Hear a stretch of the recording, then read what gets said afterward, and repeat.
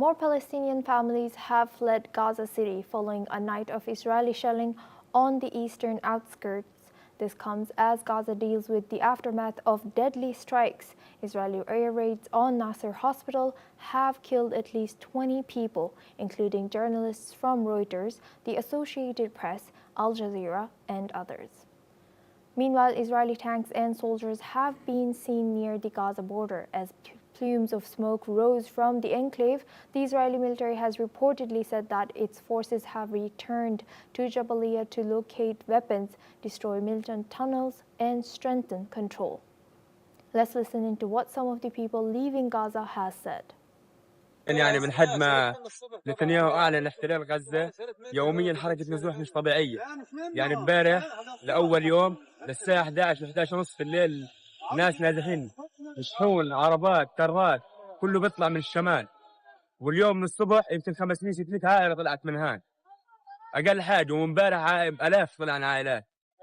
الوضع صعب جدا. واليوم سمعنا يعني وفيش حياة في الشمال. واليوم سمعنا يعني أصوات انفجارات الصبح بتخلي الناس غصب عنها نزحت تطلع. معسكر جبالي أكثر من مرة لحد ما الجيش مسكني ورماني على الجنوب في السنة الماضية، وطلعت على رفح، ومن رفح نزحت على الزوايدة، ومن الزوايدة على خان يونس، ومن خان يونس رجعنا على الشمال الحمد لله. رجعنا معسكر جبالي عودوا ضربونا في عدة مرات في عيادة المعسكر معسكر جبالي عيادة الوكالة. بعد عيادة الوكالة نزحنا احتلوا معسكر جبالي وطلعونا معسكر جبالي. نزحت على في بيت صديقي في جبالي النزلة. Meanwhile, the Israeli Security Cabinet is expected to give the green light for an expanded offensive in Gaza City entirely, which has raised Egypt and Qatar's efforts to try to resume ceasefire talks again. At the same time, Israeli citizens have held nationwide protests demanding the release of hostages and an end to the war in Gaza.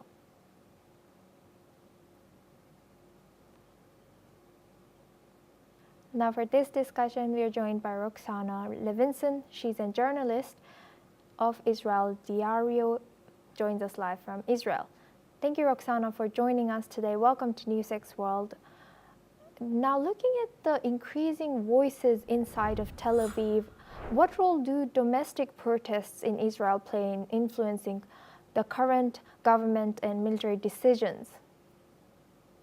Well, people, especially the family members, the families of the hostages, are expecting the protests, especially in days like today or last Sunday, to really make an impact and press the government to accept the deal that is on the table. As the chief of staff or of the army, Eyal Samir, said himself this week, it's on the table, we need to take it. So the hostages are dying.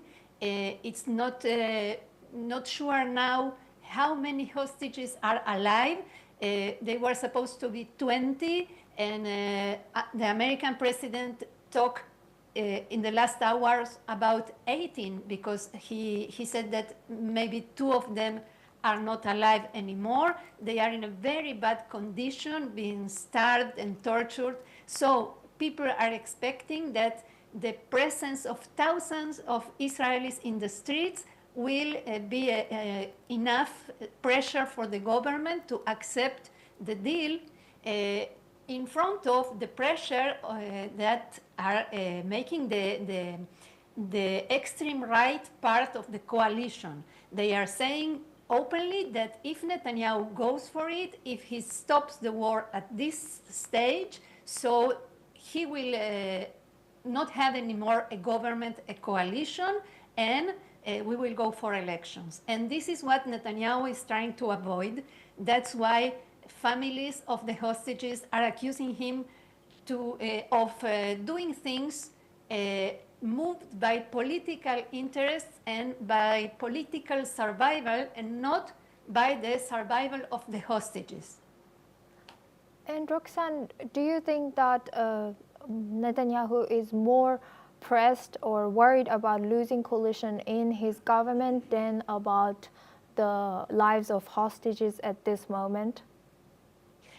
It's not about what I think. The majority of the population in Israel thinks that Netanyahu is more interested by his own political interest than by the deal, and that he is not interested in stopping the war because this, as I said, will stop his own government. And all that because of his trials and his problems and complications with justice, which he can manage much better being the prime minister and not just a simple citizen. So he is trying to push and to go on, continue with the war as much as he can. Meanwhile, he is having also the support of the American government, but even Netanyahu himself and his top advisor, Ron Dermer, the Minister of Strategic Affairs, are aware of the fact that the American support has a limited time. Donald Trump's patience is starting to finish. So he will have to make a decision, and maybe even today, because the cabinet, as you said, is now discussing what we will do in the next future. Thank you very much, Roxanne, for sharing that insight. Please stay with us as we come back to you for our next discussion as well. Now, the European Union has